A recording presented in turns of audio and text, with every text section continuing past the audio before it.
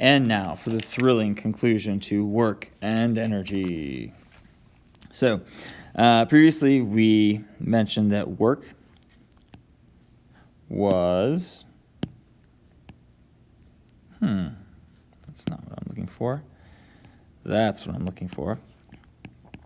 Is F delta D cosine theta. Work is equal to force times distance times the angle of between the two, so that we're looking at the force in the direction of the displacement.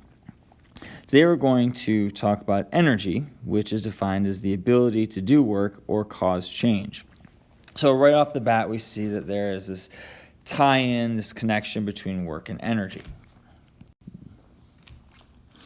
Like work, energy is a scalar quantity, which means that it doesn't have a direction. It's just our magnitude and unit. And it comes in many, many forms. Our two broad forms of energy are kinetic, which we probably learned at some point is the energy of motion. So anytime something is moving, it has kinetic energy. And then the other is what we call potential energy, or stored energy, and it's typically stored due to the object's position in some type of field of force, whether that's gravitational or electrostatic. But it's energy that is there ready to use, has the potential to be used. So we look at a couple more specifically. The probably most common one that we experience on a daily basis is the gravitational potential. And the gravitational potential energy of an object is based on that object's position in a gravitational field, as well as the mass of the object. Now, for our purposes, we're going to be focusing on the change in an object's gravitational potential, which depends on the change in its height over or within a given gravitational field. So our equation, mathematically, U is our symbol for potential energy. So U is our general symbol for potential energy. And we have our subscript G for gravitational potential is equal to the mass times our gravitational field strength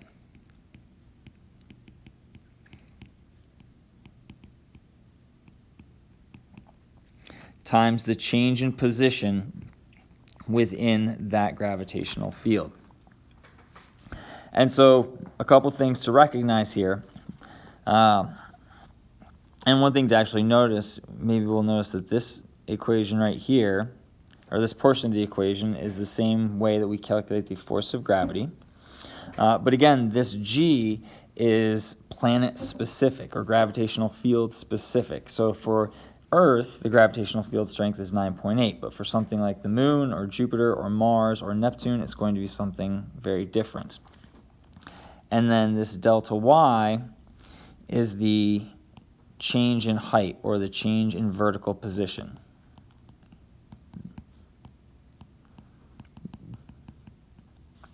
Okay.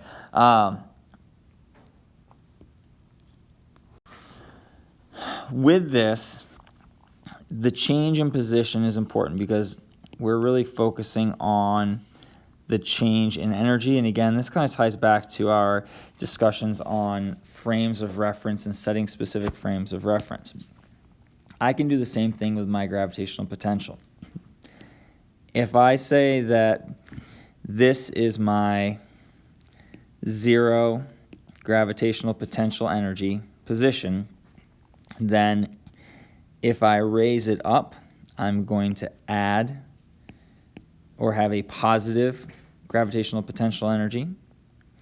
And if I lower it down, so let's say it went down to the floor, here I would be taking away gravitational potential, and on the floor it would have a negative gravitational potential energy because it's all based around this frame of reference on the table.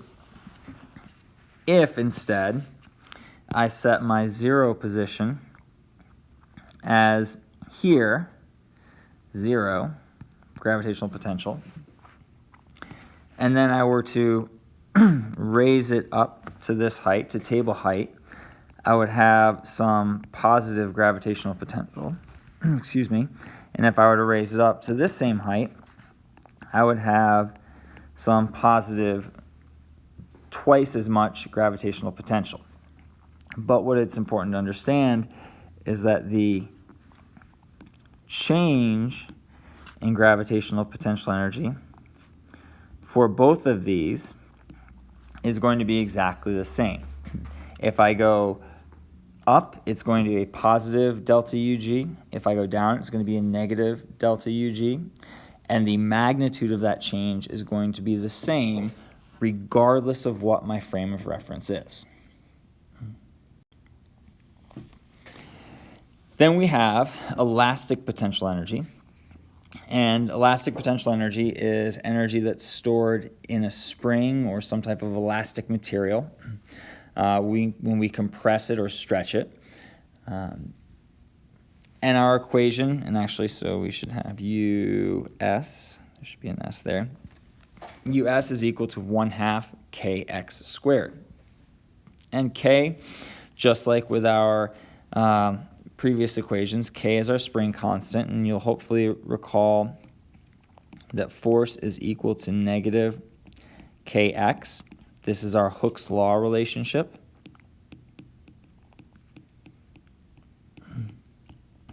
And we found this when we looked at the relationship between force and displacement, and we saw that that was a linear relationship where the slope gave us the K value. And so when we stretch springs or elastic bands, or we compress them, we're storing energy in that compressed or stretched material.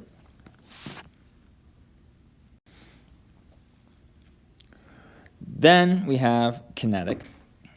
And our kind of macroscopic kinetic energy, the equation for that is 1/2 mv squared, where K here is our kinetic energy,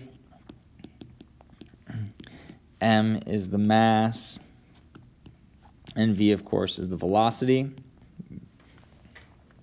And notice that the variables that affect the kinetic energy are the exact same two variables that affected the momentum of an object, the mass and the velocity. But the tie-in between those two is slightly different. We had momentum was equal to just mass times velocity. Kinetic energy is equal to 1/2 mv squared. So one thing to notice then is that the velocity actually has a more significant impact on the kinetic energy of an object than the mass does. And then within this, we have other types of kinetic energy that we can talk about, and we will talk about over the year. Thermal energy, which is the energy of motion of atoms and molecules. Electrical energy, which is the movement of particles or electrons, charged particles, through objects or through conducting materials. We have sound energy. So those are all some specific examples of kinetic energy that we'll address. Now, at our macroscopic levels, we use this term mechanical energy to talk about the total gravitational and kinetic energy in a system. And we do this because these two types of energy are very easily converted. And actually, we're going to add in a lot of times elastic potential energy into this because these energies are common and they convert very easily from one to another, and it helps us to solve problems as well. And so within this term, or with this term of mechanical energy, it's easy to talk about all of those kind of wrapped in together. Now, if we talk about our units for energy for a moment, we have our three equations that we already provided. Kinetic energy is 1/2 mv squared, gravitational potential is mg delta h, and elastic kinetic is 1/2 kx squared. Let's take a look at our units for each of these. So kinetic energy, the 1/2 doesn't matter. Mass is kilograms. We have meters per second times meters per second. So that gives us kilograms meters squared over seconds squared. Over here for our gravitational potential, we have mass in kilograms. We have the gravitational field strength, which is newtons per kilogram, but I'm going to simplify that to meters per second squared. And then our change in y position or change in height is meters. So that simplifies to or combines to kilograms times meters squared per second squared. And then our elastic potential is 1/2 kx squared. Again, 1/2 is dimensionless. So we have k, which is newtons per meter, x squared, which is meters squared. So we have kilograms. So this actually cancels out here. This cancels out here. We can expand kilograms, or newtons rather, to kilograms times meters per second squared times meters. And so our units for elastic potential are kilograms times meters squared per second squared. So what you'll notice is that our units for all three are the exact same, kilograms times meters squared per second squared. That's a good thing because they're all measures of energy. And regardless of the form that energy takes, it should have the same units. Now we combine these, much like the kilogram meter per second squared is the newton, the kilogram meter squared per second squared is called a joule, named after English physicist James Joule. James Joule. Now, the other thing that you might recall and notice is that this is the same units as work. What? I know, it's ridiculous. It's crazy. But it's also amazing. Because physics. Now, in our previous set of slides, we said that the work was defined as the force applied over a distance, or a force acting over some distance. A probably better definition of work, or more useful definition of work, is the change in the energy of an object or system. So work done on a system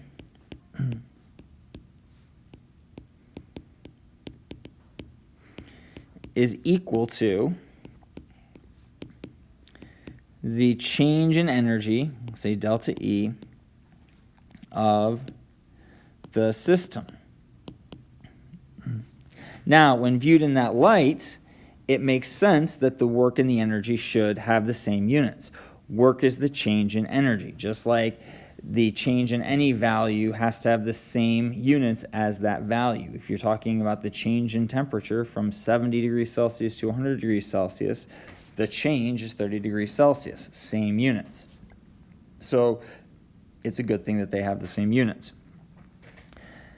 Now, when work is done on that system, we either add energy in or we take energy out. So we mentioned before that work can be positive or negative. If we do positive work on a system, we're adding energy into the system. If we're doing negative work on the system, we're taking energy out of the system. For one that has only mechanical energy, work changes the potential and or kinetic energy in the system. And really, this kind of ties back in, and we'll get to it here in a second, the idea of open and closed systems, internal and external forces. If the work is done by internal forces, the total energy of the system stays the same, and we're simply converting between the types of energy within that system. An easy example is dropping a ball in a gravitational field.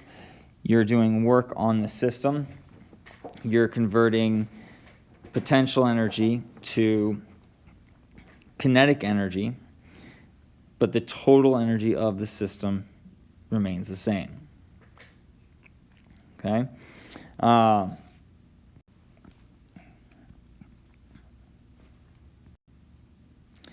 So this kind of leads us to the idea of conservation of energy. And in a closed system, and again, same ideas as we talked about with momentum.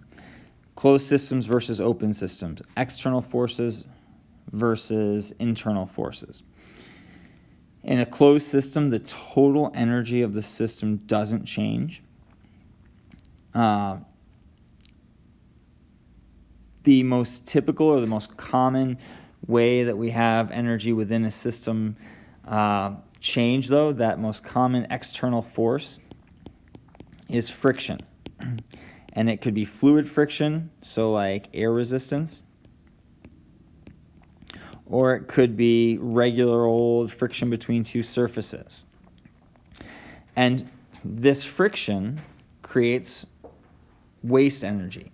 And what type of energy is that? Well, think about what happens when you rub your hands together. If you rub your hands together fairly quickly, what happens to them? They get hot. And so friction of any type is a force, and it's actually being exerted over some distance. It just happens to be in the opposite direction of the motion of the object. And so it's doing negative work on a system. We don't have energy just disappearing. We're still having conversions of energy, but it's being converted to waste thermal energy that's leaving our system. And we commonly write that as delta E therm, so change in energy thermal. Or you may recall from chemistry, the symbol for heat energy is Q, as in everyone's favorite equation, the old MCAT equation, Q equals MC delta T. Right? So within a system, energy is conserved to a degree unless there are external forces such as friction, which converts mechanical energy, so normal kinetic or gravitational potential, into thermal energy or waste energy. Now, the last piece of this puzzle as it relates to energy is power. And a lot of the values, a lot of the physical quantities that we talk about in physics are rates. So changes in some value over time. Our change in energy per unit time, or the rate at which work is done, is called power. And you might have heard this in terms of cars, something called horsepower. And horsepower is a measure of the rate at which energy gets converted from basically chemical energy in the fuel into mechanical energy in the speed of the car. So the greater the horsepower, the quicker the car speeds up, because the faster we're converting chemical potential energy in the fuel into mechanical energy in the speed of the car. Now, mathematically, power is equal to work over time. Remember that work is equal to change in energy per unit time. So we can also look at power as the change in kinetic energy per unit time, or the change in potential energy per unit time. And our units for power are the watts, which the symbol for a watt is a capital W. 1 watt is equal to 1 joule per second, which is equal to 1 Newton meter per second, which, if we really want to get down to the foundation, is 1 kilogram times meter squared per seconds cubed. Have a great day. We'll see you next time.